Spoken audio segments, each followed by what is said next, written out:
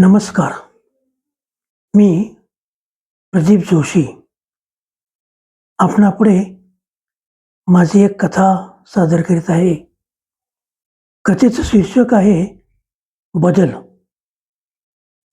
रात्र सरून दिवस उजाडला. सूर्याची किरणे हळूहळू धरतीवर पडू लागली. शेतकरी, बाया-बापडे भाकरी कोरड्यास बांधून शेतीच्या कामासाठी गावकुसाबाहेर रवाना झाली. गावातली नोकरदार माणसं नोकरीचं ठिकाण जवळ करू लागली. संथ गतीनं जनावरांनी गोठ्यातून बाहेर येऊन चाऱ्याच्या शोधार्थ आपला रस्ता धरला. घराघरात बायांची स्वयंपाकाची लगबग सुरू होती. लहान मुलं मुली शाळेचा रस्ता कापत होती. गावात तशी सर्वांचीच धावाधाव सुरू होती. एकटा लख्या बिचारा अजूनही अंथरुणात लोळत पडला होता. त्याला ना स्वतःची काळजी ना समाजाची. 10 वाजल्यापासून त्याचा दिनक्रम सुरू व्हायचा. मुलं मुली शाळेत येण्याची वेळ झाली की शाळेचा परिसर गजबजून गेलेला असायचा. पालकांची मुलांना शाळेत सोडण्यासाठी वर्दळ असायची. सायकली, रिक्षा, दुचाकी, 4 चाकी वाहने शाळेच्या प्रवेशद्वाराजवळ थांबलेली असायची.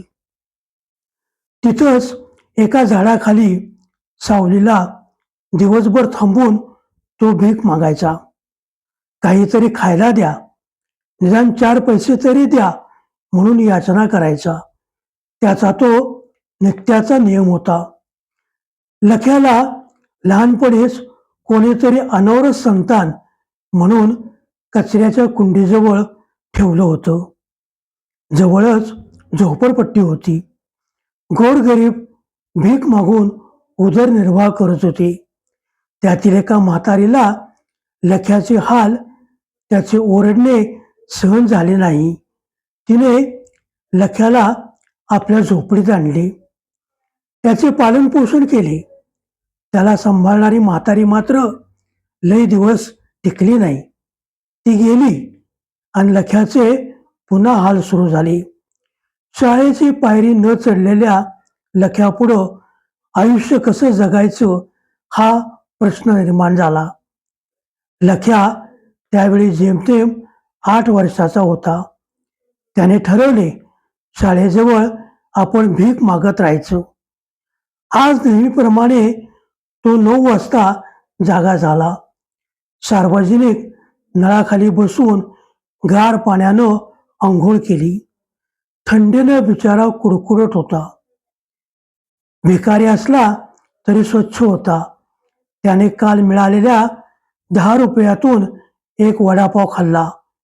भीक मागण्याची कटोरी घेतली. शाळेचा रस्ता धरला. नेहमीप्रमाणे शाळेच्या आवाराबाहेर झाडाखाली त्यानं पोतं अंतरलं. कटोरी समोर ठेवली. शाळेची सुट्टी होण्याची वाट पाहू लागला. सुट्टी झाली. मुलं शाळेच्या आवारात फिरू लागली. लख्या त्यांच्याकडे मनधरणी करू लागला. हात पसरून भीक मागू लागला. मुले मात्र त्याच्याकडे नुसती पाहायची आणि निघून जायची. असेच काही दिवस गेले.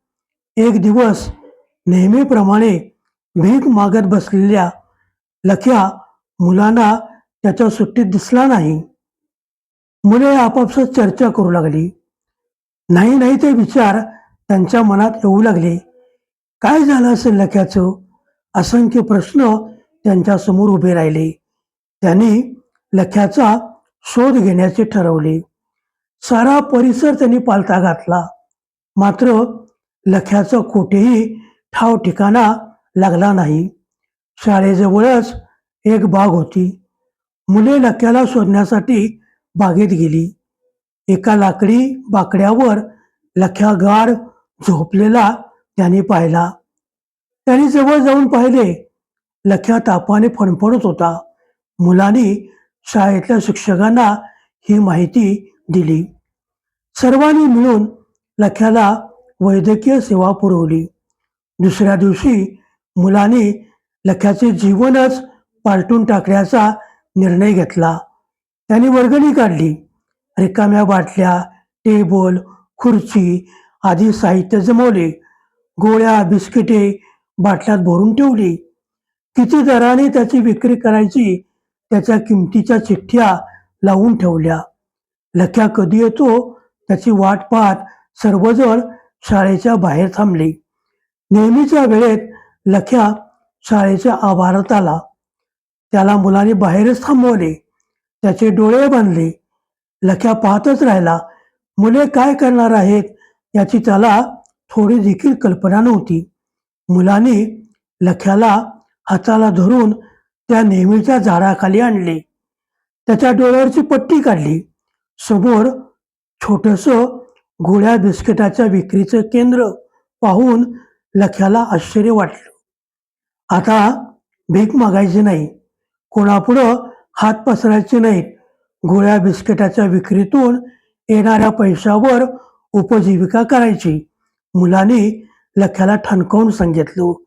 लख्याचे डोळे या घटनेने पाणावले. कुठली कोण मुलं, लख्याशी काही संबंध नसताना त्यांनी त्याला भीक मागण्यापासून परावृत्त केलं. त्याच्या जीवनात बदल घडवून आणला. सामाजिक बांधिलकीच्या दृष्टिकोनातून एका भिकाऱ्याचा छोट्या व्यापारात केलेला हा बदल हा शालेय संस्कार नाहीतर काय आहे, अशीच भावना सर्वजण व्यक्त करत होते. त्या दिवसापासून लख्याच्या हातातील कटोरा गेला. भीक मागणे, हात पसरणे बंद झाले. तो स्वाभिमानाने जगू लागला. यापेक्षा वेगळं ते शिक्षण काय, असाच सूर सर्वत्र व्यक्त होत होता. धन्यवाद.